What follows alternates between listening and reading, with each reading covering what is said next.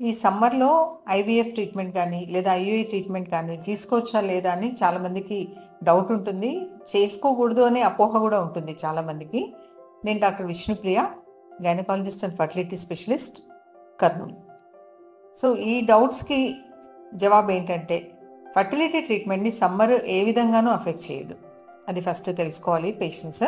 చాలామందికి ఈ డౌట్ ఉంటుంది. అసలు రారు పేషెంట్స్ అని. ఏప్రిల్ అండ్ మే మంత్‌లో they don't want to take any treatment for fertility అనమాట. సింపుల్ ట్రీట్మెంట్స్ కూడా రారు.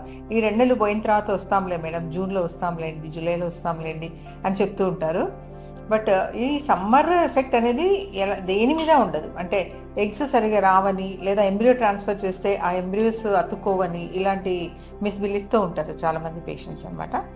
అలాంటిది ఏమీ జరగదు. మేము ఇప్పుడు ఈ ఏప్రిల్ 1 చేసిన పేషెంట్స్కి చాలామంది కూడా పాజిటివ్స్ వచ్చాయి and they are so happy. So twin pregnancies వచ్చాయి, సింగిల్ టర్న్ ప్రెగ్నెన్సీస్, మంచి ఫిటల్ హార్ట్ బీట్స్ అందరికీ ఉన్నాయి.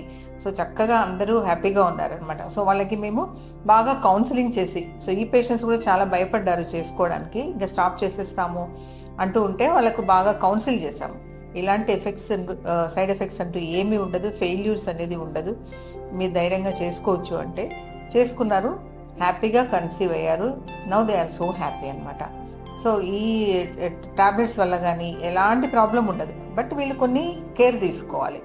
సమ్మర్లో ట్రీట్మెంట్ తీసుకునేటప్పుడు ఏమంటే ఎక్కువగా డీహైడ్రేషన్, ఈ ప్రాబ్లమ్స్ ఎక్కువ ఉంటాయి కాబట్టి లిక్విడ్స్ బాగా తీసుకోవాలి. Like coconut water, butter milk, fruits, ఇవన్నీ టైంలీ తీసుకుంటుండాలి. అండ్ ఫాస్టింగ్స్ ఇలాంటివి చేయకూడదండి.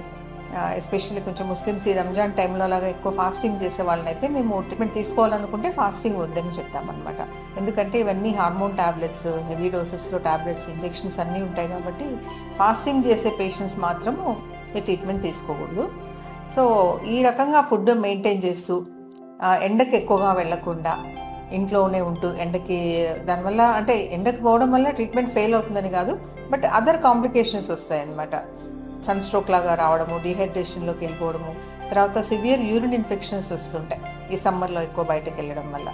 అలాగే కాన్స్టిపేషన్ ప్రాబ్లం వస్తుంటుంది డీహైడ్రేషన్ వల్ల. సో ఇవన్నీ వస్తాయి కాబట్టి వాటిని అవాయిడ్ చేయడానికి ఇంట్లో రెస్ట్ తీసుకోమని చెప్తుంటాం అన్నమాట.